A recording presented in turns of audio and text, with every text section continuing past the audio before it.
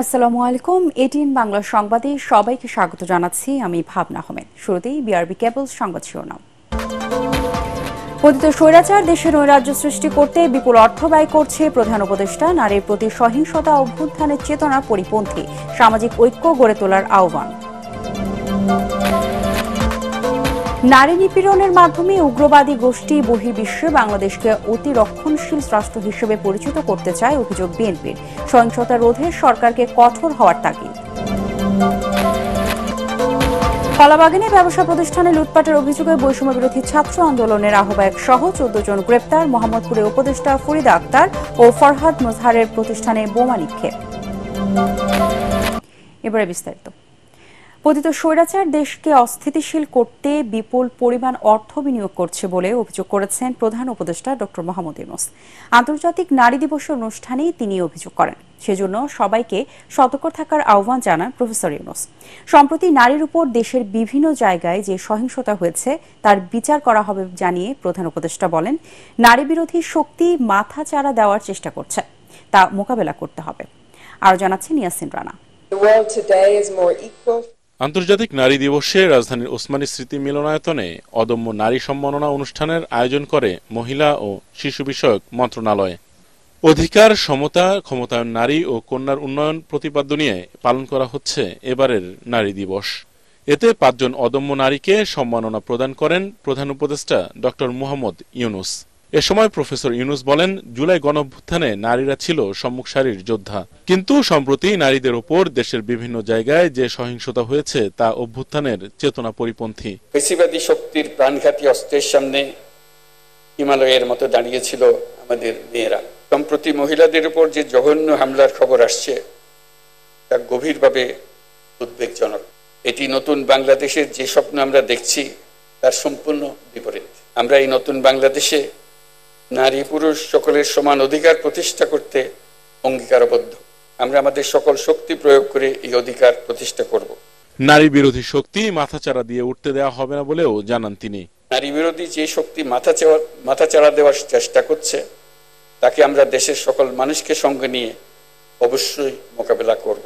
তাছাড়া আমাদের সমাজে এখনো এমন বহু মানুষ আছে যারা নিপীড়িত মানুষদের পাশে দাঁড়ানোর বদলে তাদের খাটো করে দেখে। আমাদের সমাজে নারীকে খাটো করে দেখার এই দৃষ্টিভঙ্গি পাল্টাতে হবে, তা না হলে আমাদের কোনো ভবিষ্যৎ নাই। দেশকে অস্থিতিশীল করতে পতিত স্বৈরাচার আওয়ামী লীগ ষড়যন্ত্র করে যাচ্ছে বলে অভিযোগ করেন ডক্টর ইউনূস। পতিত স্বৈরাচার দেশে নৈরাজ্য সৃষ্টি করতে বিপুল পরিমাণ অর্থ বিনিয়োগ করে যাচ্ছে। আমাদেরকে এখন ততটাই সতর্ক থাকতে হবে যেমনটা আমরা যুদ্ধের মতো পরিস্থিতিতে আছি। গণ অভ্যুত্থানের প্রত্যাশার আলোকে নতুন বাংলাদেশ গড়তে নারীদের ন্যায্য অধিকার প্রতিষ্ঠার বিকল্প নেই, সেজন্য পুরুষদের এগিয়ে আসার আহ্বান জানান প্রধান উপদেষ্টা। নারী ও শিশুদের নিরাপত্তা রক্ষায় সর্বোচ্চ সজাগ থাকুন, নিপীড়নের বিরুদ্ধে সামাজিক ঐক্য গড়ে তুলুন। ইয়াসিন রানা, এটিএন বাংলা, ঢাকা।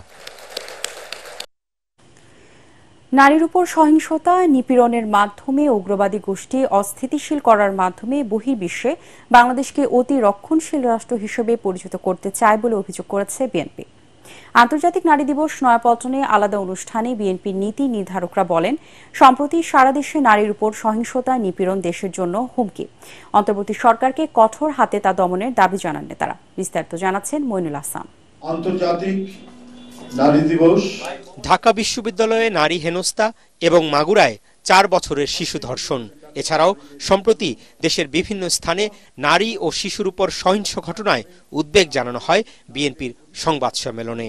আন্তর্জাতিক নারী দিবসে কেন্দ্রীয় কার্যালয়ে ব্রিফিংয়ে বিএনপির সিনিয়র যুগ্ম মহাসচিব রুহুল কবির রিজভী নারীর নিরাপত্তা অধিকার নিশ্চিতে অন্তর্বর্তী সরকারকে কঠোর হওয়ার আহ্বান জানান।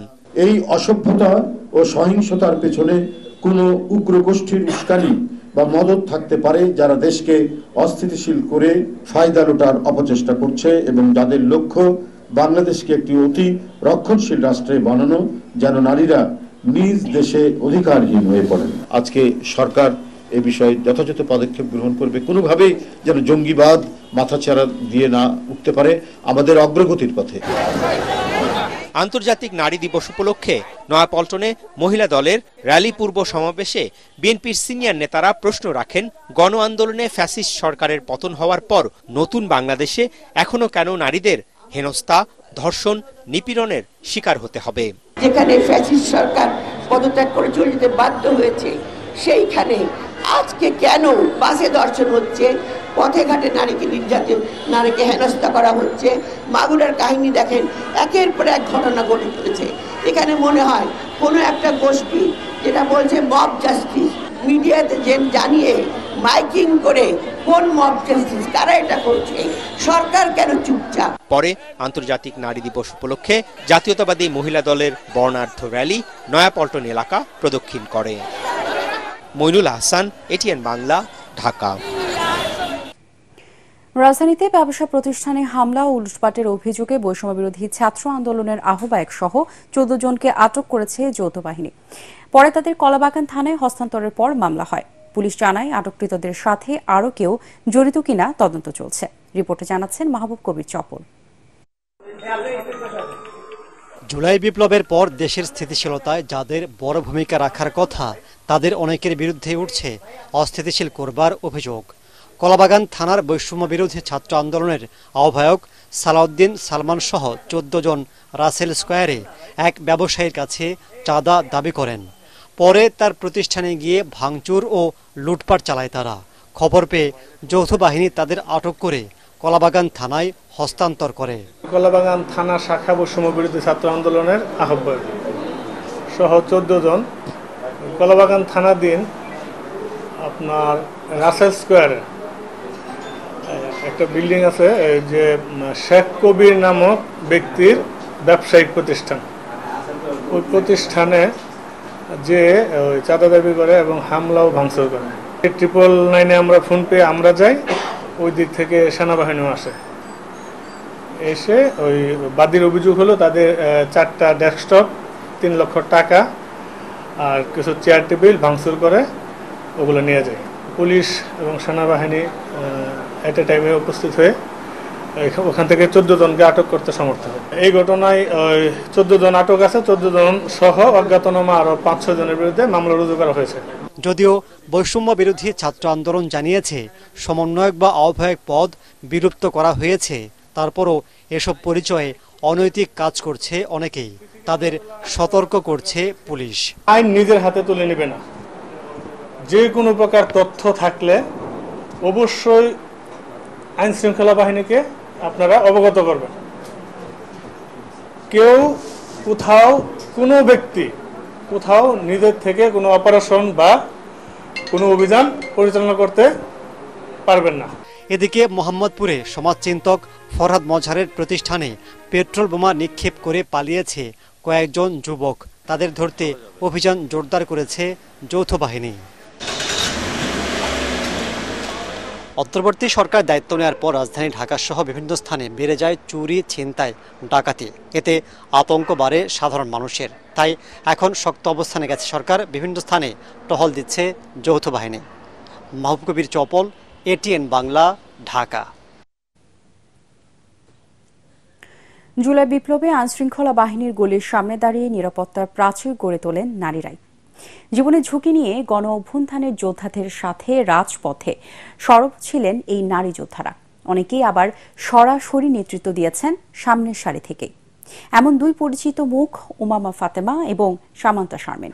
আন্তর্জাতিক নারী দিবসে ইতিহাস করা এই কারিগরদের সাথে কথা বলেছেন রিপোর্টার রাশনা দাস।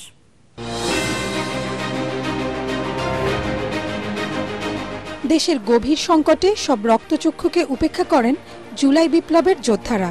জীবনের ঝুঁকি নিয়ে সরব থাকেন রাজপথে, যার প্রথম সারি থেকে সহযোদ্ধাদের সাহস, অনুপ্রেরণা জুগিয়েছেন নারীরা। আর কতদিন ভয় পাবেন? ভয়েই থাকেন। একটা মারবেন 10টা আসবো, 10টা মারবেন লক্ষ আসবো। দেশের ইতিহাসে এর আগেও নানা আন্দোলন সংগ্রামে নারীদের উপস্থিতি ছিল, তবে এবার 24-এর বৈষম্য বিরোধী আন্দোলনে সামনে থেকে লড়াই করে নিজেদের অনন্য উচ্চতায় নিয়ে যান নারীরা। উমামা ফাতেমা বাংলাদেশের এই নতুন রূপের কারিগরদের অন্যতম একজন। আইন শৃঙ্খলা বাহিনীর গুলি আর ছাত্রলীগের হামলা হুমকি উপেক্ষা করে স্বৈরাচার বিরোধী স্লোগান তোলেন জুলাই বিপ্লবে। অনেক বড় মন নিয়ে কিন্তু আমরা তখন রাস্তায় নেমেছিলাম যে আমরা আসলে পরিবর্তন চাই, কিন্তু 5 আগস্টের পরে যেভাবে করে আমরা দেখেছি নারীদেরকে আসলে দূরে সরিয়ে দেওয়া হয়েছে, সেটার ইম্প্যাক্ট কিন্তু ওভারঅল নারীদের মধ্যে পড়েছে। এবং আমি দেখেছি যারা আমাদের ফিমেল কমিউনিটিরা আছে তারা কিন্তু আগের মতো এনগেজ হইতে চায় না। বৈষম্য বিরোধী আন্দোলনে ছাত্র জনতার উপর যখন আইন শৃঙ্খলা বাহিনী হত্যাকাণ্ড চালায়, তখন সরকার পতনের এক দফা আন্দোলনেও সরব থাকেন উমামা ফাতেমা। এই দুই দলের যে টোকেনিজমের মাধ্যমে নারীদেরকে প্রেজেন্ট করা এবং দেখা যাচ্ছে বিবাহ সূত্রে নারীদেরকে দলের নেত্রী আকারে প্রেজেন্ট করা, এই চর্চাগুলোর কারণে কিন্তু নারীদের রাজনীতিতে ও সাধারণ নারীদের রাজনীতিতে আসার পথটা আসলে বন্ধ হয়েছে। আমাদের ফ্যামিলিরা তো নিশ্চয়ই এখন চাইবে না যে তার ফ্যামিলির মেয়ে কোনোভাবে দীপুমণি হোক বা শেখ হাসিনা হোক। গণতান্ত্রিক আন্দোলন, রাজনৈতিক সভা সমাবেশ, মিছিল কিংবা রাজপথের ন্যায্য দাবি আদায়ে দেশের নারীদের উপস্থিতি দেখা গেলেও 24-এর অভ্যুত্থানে নেতৃত্বের সম্মুখ সারিতেই ছিলেন সামান্তা শারমিনও। বাংলাদেশের রাজনীতির একটা নতুন ধারায় আমরা প্রবেশ করছি এবং যেই ধারাটা আসলে পুরনো রাজনৈতিক বন্দোবস্তের সাথে সম্পর্কিত, সেইটা আর পরবর্তী বাংলাদেশে মানে অভ্যুত্থান হচ্ছে একটা আমাদের টাইমলাইন এবং এটা একটা গাইডলাইন। এটার আগে পরে কখনো কিছু এক হবে না। 5 আগস্টে বড় ধরনের পট পরিবর্তনের পর নতুন রাজনৈতিক বন্দোবস্তের চেষ্টায় দেশের এই মেধাবীরাও, যারা পরিবারের জায়গা থেকে কোনো ধরনের ফ্যাসিলিটেশন ছাড়াই নিজেরা নিজেদের যোগ্যতায় উঠে এসছে, তাদেরকে যদি আমরা মোর ফ্যাসিলিটেট করতে পারি, তাদেরকে যদি আরো গ্রুমিং করার মাধ্যমে আরো সামনে এগিয়ে নিয়ে যেতে পারি, তাহলে হয়তো বাংলাদেশের পুরো বাংলাদেশের পুরো পলিটিক্যাল যে সিনারিও আছে, পুরো দৃশ্যপটে আমরা হয়তো সেই ভাইব্রেন্সি মেয়েদের দেখতে পাবো। আমরা এমন রাজনীতি করতে চাই যেখানে শুধুমাত্র কোনো ব্যক্তি বা পরিবারের স্বার্থ সংরক্ষিত হবে না, রাজনীতি হবে মানুষের পাশে দাঁড়ানো, জনগণের কথা বলা। ছাত্র জনতার অভ্যুত্থানের পর এই প্রজন্মের রাজনীতি নিয়ে যে আগ্রহ তৈরি হয়েছে, আগামীর বাংলাদেশ বিনির্মাণে তা ধরে রাখার তাগিদ আসছে। কখনো বাংলাদেশকে অ্যাজ এ স্টেট, একটা রাষ্ট্র হিসেবে স্ট্যাবলিশ করার কোনো প্রচেষ্টা গ্রহণ করা হয় নাই। রাসনা দাস, এটিএন বাংলা, ঢাকা। বাংলাদেশে নির্বাচন কবে হবে তা আলোচনার মাধ্যমে নির্ধারণ করা হওয়া উচিত বলে মন্তব্য করেছেন বাংলাদেশ যুক্তরাষ্ট্রের সাবেক উপরাষ্ট্রদূত জন ই ড্যানি লোকোচ। রাজধানীতে এক সংলাপে তিনি বলেন, আগামী নির্বাচনে পতিত আওয়ামী লীগ অংশ নিতে পারবে কিনা সে ব্যাপারে এদেশের মানুষেরাই সিদ্ধান্ত নেওয়া দরকার। বাংলাদেশের রাজনৈতিক পট পরিবর্তনে যুক্তরাষ্ট্রের 29 মিলিয়ন অর্থায়ন বিষয়ে প্রেসিডেন্ট ট্রাম্পের দেওয়া তথ্যটি সঠিক নয় বলেও দাবি করেন তিনি। অনুষ্ঠানে আরেক সাবেক কূটনীতিক উইলিয়াম বি মাইলাম বলেন, বাংলাদেশের মানুষ গণতন্ত্র চায়, এক্ষেত্রে কোথায় ত্রুটি রয়েছে তা খুঁজে বের করা দরকার। Negotiations, which are an inevitable part of this process, the government of the day that will be replaced by elections loses all its leverage, and time is on the side then inevitably of the other side. First, come to an agreement on what should happen, and then from that derive the date of when it should happen.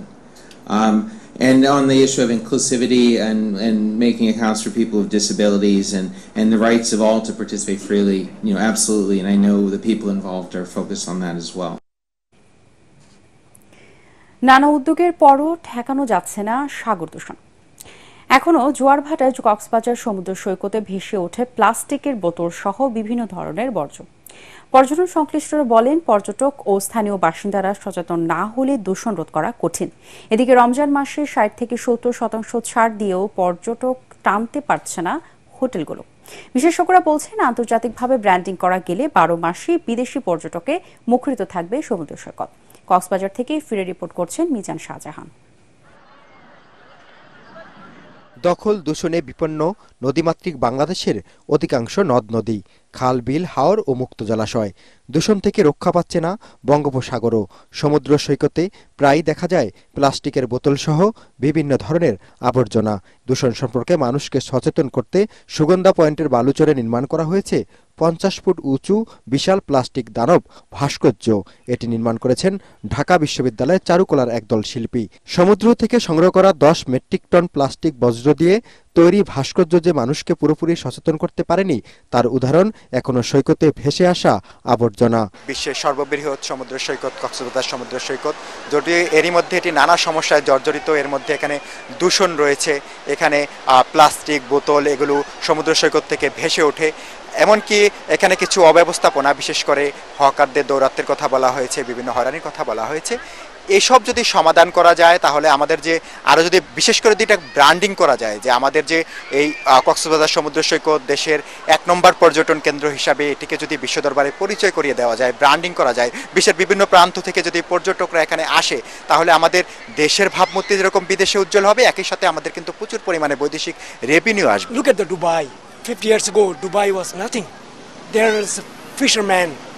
Now there is a world biggest economy there because of tourism sector. আটাবের মহাসচিব আফসিয়া জান্নাত সালে বলেন, নিরাপত্তার পাশাপাশি বিশুদ্ধ বায়ু ও পানির নিশ্চয়তা দিতে না পারলে পর্যটন খাত থেকে বৈদেশিক মুদ্রা অর্জন কঠিন হবে। টুরিস্ট যে বাংলাদেশে নিয়ে আসা বা সেই যে বাংলাদেশকে ব্র্যান্ডিং করাটা, এই কাজগুলো কিন্তু হচ্ছে না। এগুলো প্রপার এখন ইমপ্লিমেন্টেশনের কাজে যেতে হবে। প্ল্যানিং তো অনেক আমরা দেখি, কিন্তু ইমপ্লিমেন্টেশনে না গেলে আসলে বিদেশিরা বাংলাদেশে ভ্রমণের জন্য আসবে না। এদিকে প্রথম রোজা থেকে পর্যটক শূন্য হয়ে পড়েছে সমুদ্র সৈকত।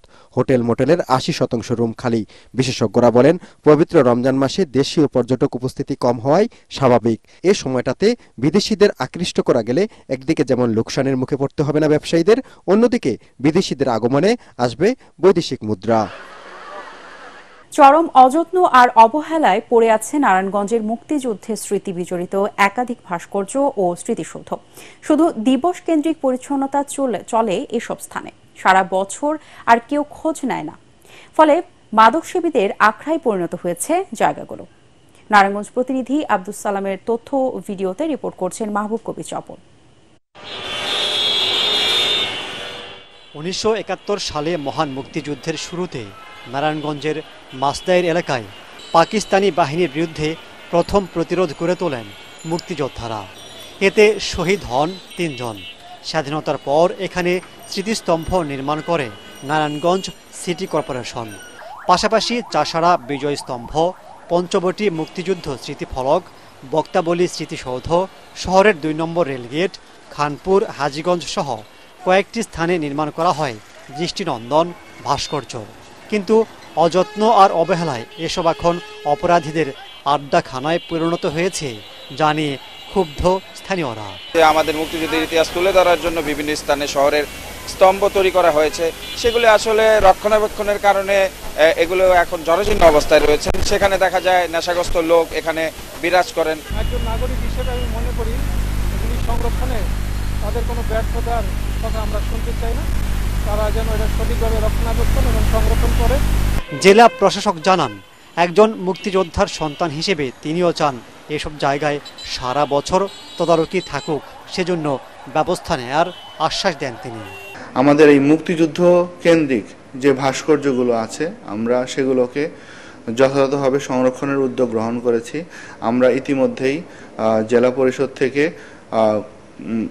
কয়েকটি প্রজেক্ট, বিজয় স্তম্ভ সহ আরও কয়েকটি প্রকল্প গ্রহণ করেছি, যাতে সারা বছর এগুলোকে সুন্দরভাবে সংরক্ষণ করা যায়। মুক্তিযুদ্ধের ইতিহাস জানতে এসব স্থাপনা তরুণ প্রজন্মের জন্য গুরুত্বপূর্ণ ভূমিকা রাখবে বলে মনে করছেন স্থানীয়রা। মাহবুব কবির চপল, এটিএন বাংলা। এবার আল আরাফা ইসলামী ব্যাংক অর্থ সংবাদ।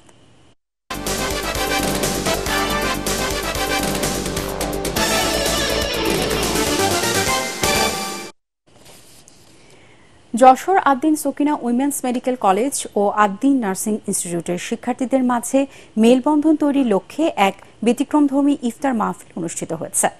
এই মাহফিল শিক্ষার্থী, ডাক্তার ও নার্সদের মাঝে সম্পর্ক যেমন দৃঢ় করবে, তেমনি পড়াশোনা ও কাজের ক্ষেত্রে উৎসাহ পাবেন সবাই, এমনটাই মনে করেন শিক্ষার্থীরা। যশোর থেকে তামান্না ফারজানার পাঠানো তথ্য ছবি নিয়ে রিপোর্ট জানাচ্ছেন তামান্না জেনিফার।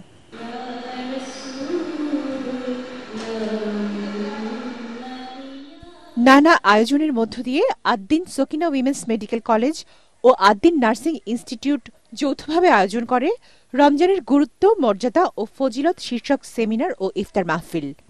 সদর উপজেলার পুলেরহাটে অবস্থিত প্রতিষ্ঠানটির হলরুমে আয়োজিত অনুষ্ঠানে ধর্মীয় বিষয় নিয়ে যেমন আলোচনা হয়, পাশাপাশি প্রদর্শিত হয় রমজানের গুরুত্ব নিয়ে অ্যাসোসিয়েট ডিরেক্টর নাজমুন নাহার রচিত ও পরিচালিত নাটিকা, সেই সাথে হামদনাথ। ইফতারি আয়োজনটাকে আরো বেশি রোমাঞ্চকর করার জন্য ম্যাম এখানে হামদের আয়োজন রেখেছিলেন, কবিতা ছিল এবং আমরা একটা মঞ্চ নাটকও দেখেছি। ইসলামের যে মেসেজগুলা এগুলো আমরা আরো ভালোভাবে জানতে পারবো। আমরা এটাতে অংশগ্রহণ করতে পেরে মানে খুবই খুশি।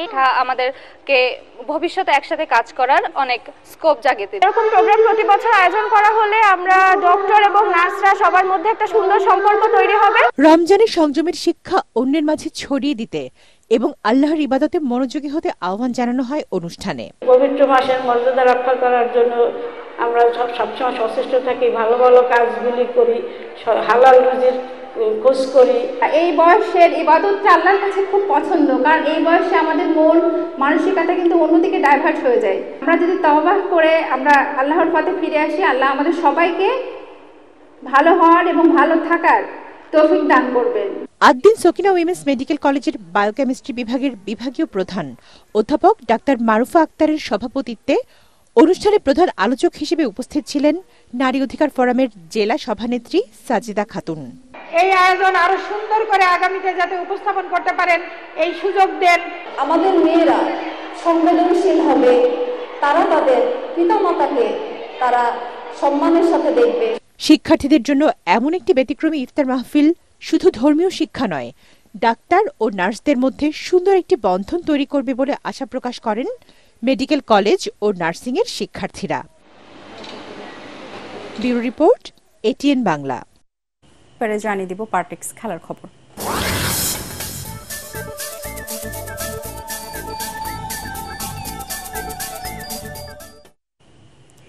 চ্যাম্পিয়ন্স ট্রফির নবম আসরের শিরোপা লড়াইয়ে আগামীকাল ভারতের মুখোমুখি হবে নিউজিল্যান্ড।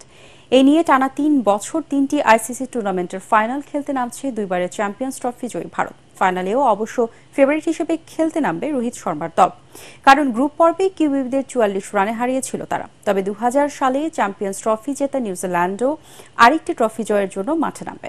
ইতিহাস বলে আইসিসি টুর্নামেন্টের ফাইনালে এই দুদল দুবার মুখোমুখি হয়েছে, আর দুবারই শিরোপা জিতেছে নিউজিল্যান্ড। এবারও সেই ধারা ধরে রাখতে মরিয়া কিউইরা। দুবাই আন্তর্জাতিক ক্রিকেট স্টেডিয়ামে খেলাটি শুরু রোববার বাংলাদেশ সময় বেলা 3টায়। শেষ করার আগে বিআরবি কেবল সংবাদ শিরোনামগুলো জানিয়ে দিব আরো একবার। পতিত স্বৈরাচার দেশে নৈরাজ্য সৃষ্টি করতে বিপুল অর্থ ব্যয় করছে প্রধান উপদেষ্টা। নারীর প্রতি সহিংসতা অভ্যুত্থানের চেতনা পরিপন্থী সামাজিক ঐক্য গড়ে তোলার আহ্বান। নারী নিপীড়নের মাধ্যমে উগ্রবাদী গোষ্ঠী বহির্বিশ্বে বাংলাদেশকে অতি রক্ষণশীল রাষ্ট্র হিসেবে পরিচিত করতে চায় অভিযোগ বিএনপির। সহিংসতা রোধে সরকারকে কঠোর হওয়ার তাগিদ। কলাবাগানে ব্যবসা প্রতিষ্ঠানে লুটপাটের অভিযোগে বৈষম্য বিরোধী ছাত্র আন্দোলনে আহ্বায়ক সহ 14 জন গ্রেপ্তার। মোহাম্মদপুরে উপদেষ্টা ফরিদা আক্তার ও ফরহাদ মজহারের প্রতিষ্ঠানে বোমা নিক্ষেপ। পরবর্তী সংবাদ দেখার আমন্ত্রণ জানিয়ে এখনকার মতো শেষ করছি। এটিএন বাংলার সংবাদ ইউটিউবে দেখতে ব্রাউজ করুন youtube/ATN Bangla News। ধন্যবাদ সবাইকে।